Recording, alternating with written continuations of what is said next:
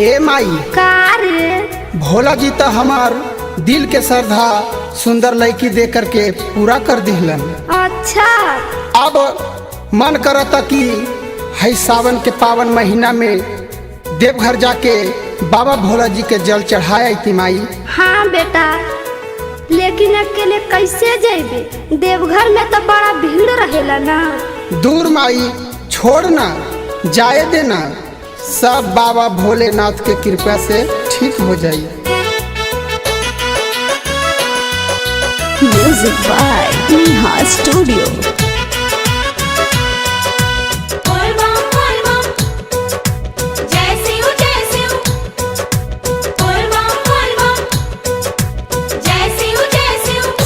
मेरे अपने से ढार ले जलवा हम तो देवघर जैबे ना।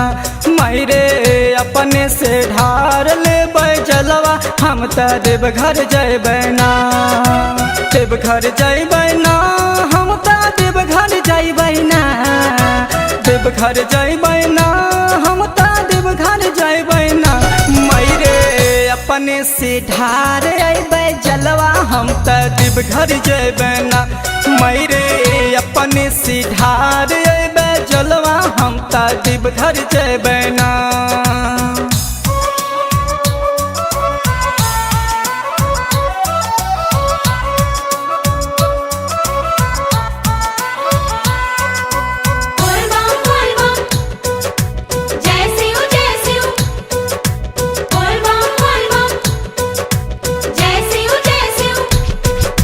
भोला दरबार जाता सारा संसार के कर दी है बाबा सुन हमरो बेड़ा पार गे।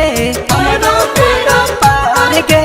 भोला दरबार जाता सारा संसार के कर दी है बाबा सुन हमरो बेड़ा पार गे। देवघर जैबै ना, हम ता देवघर जैबै ना। देवघर जैबै ना, हम ता देवघर जैबै ना। मम्मी शिव पे चढ़ाई अबै जलवा हम ता देवघर जैबै ना। मेरे अपने से ढार अबै जलवा हम ता देवघर जैबै ना।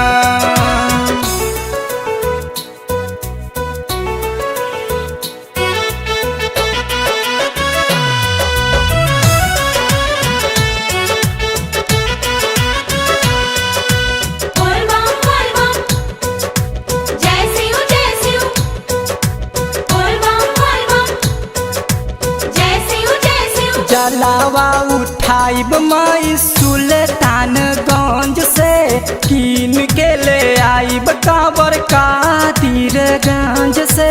कादिरगंज से जलावा उठाइब माई सुल्तानगंज से कीन के ले आइब कांवर कादिरगंज से। देवघर जैबै ना, हम ता देवघर जैबै ना। देवघर जैबै ना, हम ता देवघर जैबै ना। मेरे अपने से ढार अबै जलवा हम ता देवघर जैबै ना। मेरे अपने से ढार अबै जलवा हम ता देवघर जैबै ना।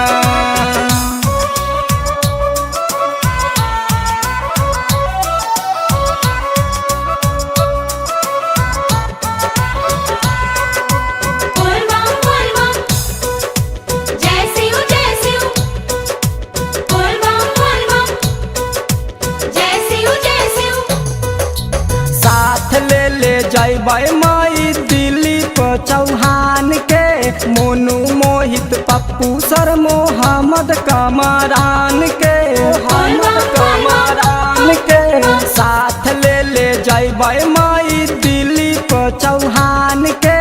सूरज नीतीश गणेश मंडल छोटू और अमान के। देवघर जैबै ना, हम ता देवघर जैबै ना।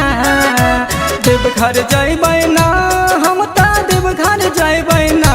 मेरे अपने से ढार अबै जलवा हम ता देवघर जैबै ना।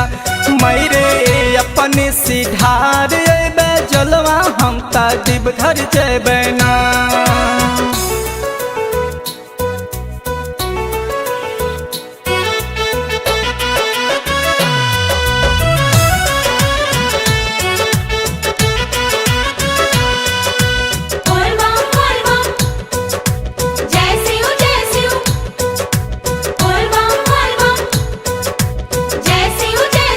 लाचा के कावारी अंता झूमे रे जमाना देवा घर में बाजे खूबे सोनू सिंह के गाना सोनू सिंह के गाना लाचा के कावारी अंता झूमे रे जमाना देवा घर में बाजे खूबे सोनू सिंह के गाना देवघर जइबै ना हम ता देवघर जइबै ना देवघर जइबै ना हम ता देवघर जइबै ना मैरे अपने से ढार अइबै जलवा हम ता देवघर जइबै ना मैरे अपने से ढार अइबै जलवा हम ता देवघर जइबै ना देवघर जइबै ना हम ता देवघर जइबै ना देवघर जइबै ना हम ता देवघर जइबै ना मैरे अपने से ढार अइबै